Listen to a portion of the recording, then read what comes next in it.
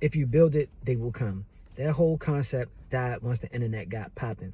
The field of dreams you think exist for your business is no longer real. All right, so let's talk about it. I just got off a call. I did a consultation call. I'm out running my errands at Trader Joe's, right? Just did a consultation call before that, and we both were talking about how you can't be too cool to show up online and talk about your business, even when you struggle with what your content is about, what's going to be the foundation or the pillars of your content. You got to just be willing to execute and show up and create the actual content for your business, because no longer are most businesses tied to like their geographical location, right? You could build it before and people had to come to your business, but now online, everybody has digital real estate.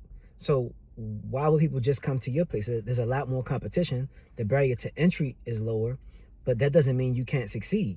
And so a lot of people get discouraged because they think just because there's more competition that it's harder to build a business. Well, this is what you have to do to actually go and build the business. Go meet the people where they are. So you build it and meet them where they are. And if you're really smart, you meet them where they are, and then you build what they tell you that they want. Okay, but that's a little bit different. That's about building an audience first and then having a business. So, and then building a business based on what that audience wants. And that is actually a really smart, cost-effective way to build a business. But let's say you already have a business, you already have skills, you already have a skill set, right? Especially if you have a skill set that you got training on, right? If you got a trade and you're trying to get business, or you have like professional skills, you're a service provider and you have an expertise in something. People not coming to get you whatever you're an expert in. If you're not telling them about it, if you're not sharing your expertise, they're not coming to you. They're not looking for you, because that's just not the way human psychology is. They're going to go with what you hear all the time, the people that they know, like, and trust. And they cannot get to know you if you just build your business, you go file your LLC, you copy a domain, and you host a website, you got a landing page, but you won't drive people to the landing page. Okay? Your landing page is showing up on page 27 of Google, right? On Google search, and it's definitely not showing up in AI search, because you refuse to talk about your business in a way that helps people understand how you help them, in a way that demonstrates your expertise. And that's what you got to do. You can't just build it and think that they're going to come. That field of dreams is no longer real. So the best thing to do is to write down what it is you know you're good at, do some case studies, study the best people that you like online, and then go and talk about it. Every opportunity you get, you talk about it. And that doesn't mean you have to go and sell all the time, but you should be talking about, if you have a business, you should be talking about your business somewhere. Like all that too cool, I'm getting money offline, I ain't really with the whole internet, I ain't really on this, I ain't on the social media. That's cool. You can have a business that succeeds, but it does not hurt to ever be on social media talking about it. It is the greatest outsized like return that you can get comes from creating content about. Now you can create content on pamphlets. You can just create content and put it on your website. And if somebody comes to your website, they have a whole catalog of content, you winning. But not wanting to show up online, I ain't really the social media type. Man, don't nobody care about that. Okay? Is you the type that want to get money and help people? Do you really care about helping people? Because you can help the absolute most amount of people if you're online where all of the people are. So you got to get over that. Now, like I said, you don't need to be online for a business to succeed. So if you found a way to succeed in your business and you're not using social media, that's fine and dandy. Nothing's wrong with that. I want you to continue to succeed in doing that. And it never hurts to have content that's helpful. Now, the way that I found to be best for me and all of the people, all of the coaches, or any programs that I invest in online, these people have shown up online and demonstrated their expertise. Now, a lot of people talk about like how it's a lot of scamming online and this and that. That's true. But you got to be able to cut through that, and you got to be willing to invest and take the lumps. Like pay for the lowest level, pay for the ebook. Was the ebook whack? Is their content whack? If somebody has really poor taste, if you're showing up bad online, then yeah, you probably shouldn't be online talking about anything, because you're only making yourself look bad. That's if you have poor taste, you don't know how to put anything together. That you shouldn't be in that space, because it's a lot of templates, a lot of things you can just copy online and be better than. You shouldn't have a website that looks like it was built in 2012, right? So you show up online, and the best way to do that, I found, and the people I invest in, are people who have long form content, right? And so everybody's not going to listen to a book or read a book. The next best thing is podcasts. Just, you can learn so much from people who already been in the game. Okay, and it's just it's a easier way to consume information that you need than reading a book. So you show up on a podcast, a video podcast, or an audio podcast. You have to remember that you are demonstrating your expertise. As they say, you living in somebody's earballs. You are directly connecting with them. They know your voice. They may know what you look like, but if somebody knows your voice and they get used to hearing you all the time, and you online talking about what you do, how you help, you're talking about your frameworks and all that good stuff, and the 1, 2, 3 process, you're talking about the pain points, and you're talking about a client that hit you up that everybody loves talking about this. It's so rewarding when I get that email or that call or that DM like, yo, this helped me out so much. You only ever hear that from people who post online. Cause you're gonna have to share the content. You gotta share those wins. That's helpful for your business, but that highlights the person who got the beneficial result, that highly desirable result. When you go and share that, other people see themselves in that, not in you. You being all cool, not wanting to talk online, not wanting to post and share information. Get over yourself. You got to do what's best for your business. And what's best for your business is showing up like a pro and talking about your business, talking about your story. Some people might just want to invest in your business and work with you, or recommend people who you can help just because they like you and they trust that you are going to get the person that they recommend to the finish line. And that's why you got to show up. You got to show up like an authority, because you actually do know something. When you highly qualified, when you got a trade, when you got a skill, when you got all these certifications, ain't nobody coming to look for your certifications. It's great that you certified, but if you ain't demonstrating what you learned in that certification program or that master's degree, and you can't eloquently solve somebody's problem just by speaking, they're not going to believe you. You need more people, right? And so another reason why it's so beneficial to step up and show up and demonstrate your expertise online and actually meet people where they are is because the more you talk about what it is that you do, the better you get at talking about it. And if you're really trying to make some money, you're probably selling a service that's costly. $1,000 or more, right? You can decide what you want to call high ticket or not. But if you want somebody to work with you and they're going to pay you a couple dollars, anything over $1,000 or so, you should be able to tell them exactly how you're going to help them get the thing done, right? And if you're not good at it, practice. Just practice. Just record yourself like how I'm doing right now in my car and talk about the thing. Talk about how you bring results, right? And right now, I want you to get the result of having better clients or better customers, because you can better eloquently discuss and share how you solve their problem. So you got to show up and meet them where they at. Social media makes it easy to find where they are, because you can just visibly look on the platform and see what people got going on. We know that LinkedIn is for professionals. If you got a B2B service, even if you got a B2C service, get on there and talk about it. That's probably the highest social media platform as far as not YouTube. As far as high level professionals, people on LinkedIn got careers, they got businesses. It's about money on LinkedIn. So you want to go over there and talk about how you can help them make their job easier, or make them more money, or save them time. That's really what it's all about. You could do the same thing on all the other platforms, right? But you should know, if you got a business, who your core and target audience is and where they like to hang out online. And then once you know where they are, go hang out over there and talk about how you can solve their problems. If you go over there and talk about how you can solve their problems, you're going to have less problems in your business. The problem you're going to have is more demand than supply, and that is how you maintain a healthy business. Stop believing in that field of dreams just because you went and got your business, that it's all good and people need to rock with you because you're so talented and you so gifted and you pay attention to detail and you're a perfectionist. I can't stand that. I remember somebody called me a perfectionist a couple years ago, and I took it, it's a compliment to most people, but I was like, I don't really subscribe to that.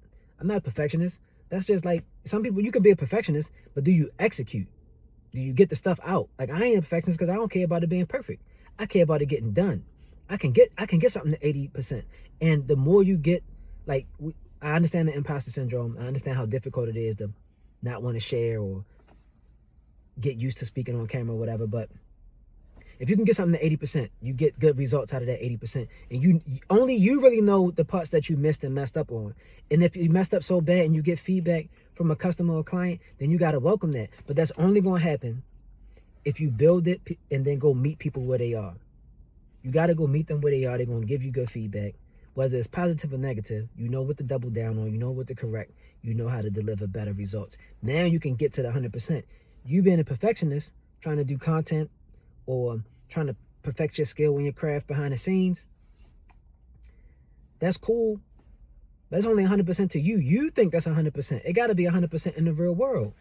That's the field of dreams. In your mind is your business. It's not out in the world. You got to put it out. And you got to be able to talk about it. So just practice. Just open up your phone just like this. Talk about it. Start to establish yourself as somebody who is an expert in your field. Podcasts are excellent for that because it's a long form piece of content. You can go find.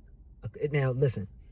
It's very simple and easy to find podcasts because, they got it all tagged in the algorithm or hashtag or whatever. You can find podcasts to get on. And everybody doesn't have a podcast. The game is not oversaturated. The reason why you need to be on them is so that so you can borrow from other people's audience. And before you hop on that podcast, I'm going to tell you one more thing.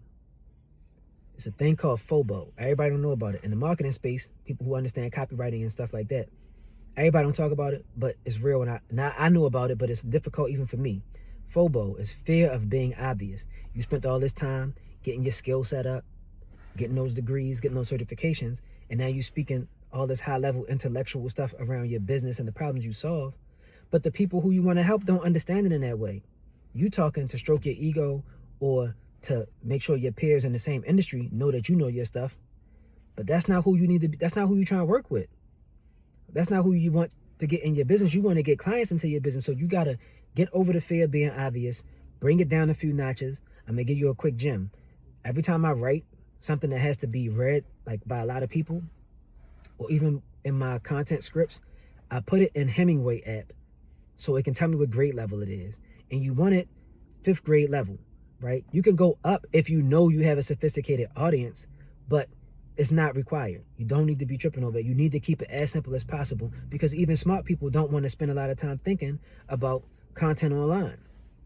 All right, so you practice talking about how you can solve people's problems in a very eloquent, simplified way.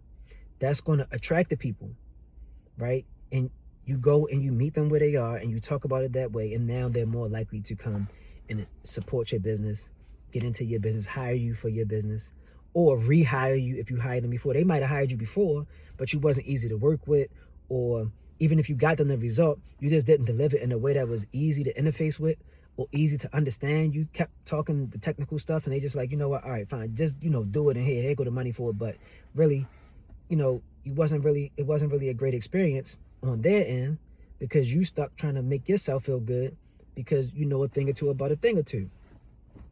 We got to come up off that tip about this field of dreams, and we really got to understand that if you're going to build a business and if you're going to start a business, they're not just going to show up.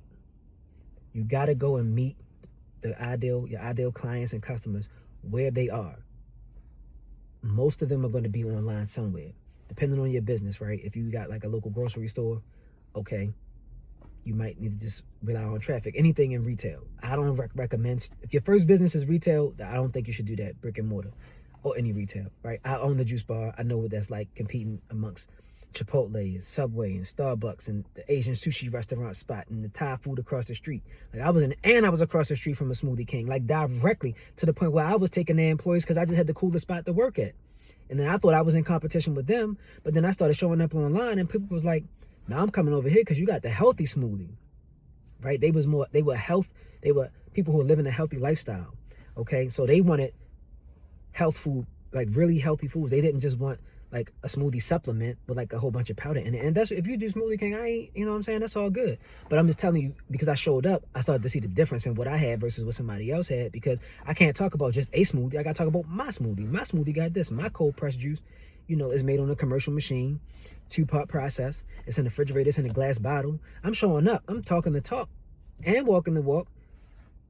And you might be doing both. You might be walking the walk, but you ain't talking the talk, so ain't nobody going to believe you. So you got to show up, meet people where they are. And if you're really smart and you're just thinking about a business idea, you should just start meeting people where they are. Just try to build an audience. See if they like what you got going on before you start investing some money in the business. And again, like I said, that's a whole nother topic. But really, get over the field of dreams. Just because you build it, it does not mean they're going to come, especially in 2025. The AI and the internet is not set up for you to win if you're not going to show up and give them more what they want, which is the content that gets people engaged. And I ain't talking about just social media platforms. If you're on the internet, the greatest thing about the internet is now you can be around people who share the same interest as you in ways that you never could before.